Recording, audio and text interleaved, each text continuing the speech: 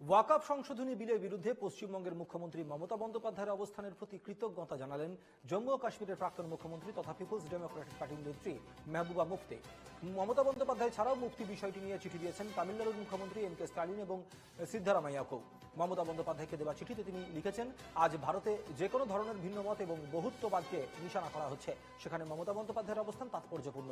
মেহবুবা লিখেছেন, যদিও বেশিরভাগ মানুষ এই এজেন্ডাকে বাতিল করেছে, এই বিভাজন এখন আমাদের সংবিধান এবং ধর্মনিরপেক্ষতাকে আঘাত করছে।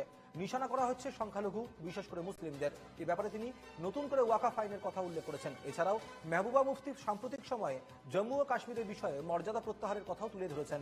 বর্তমান পরিস্থিতিতে মমতা বন্দ্যোপাধ্যায় সহ বাকিদের অবস্থানকে অন্ধকারে আশার আলো বলেও বর্ণনা করেছেন মেহবুবা মুফতি। যারা নিজেদেরকে একাকী মনে করছেন তাদের প্রতি গভীর শ্রদ্ধা জানিয়েছেন মেহবুবা মুফতি মমতা বন্দ্যোপাধ্যায়কে চিঠিতে লিখেছেন। তিনি লিখেছেন যে তিনি নিশ্চিত আপনাদের নেতৃত্বে আমরা আবার সাংবিধানিক মর্যাদা ফিরে পাব।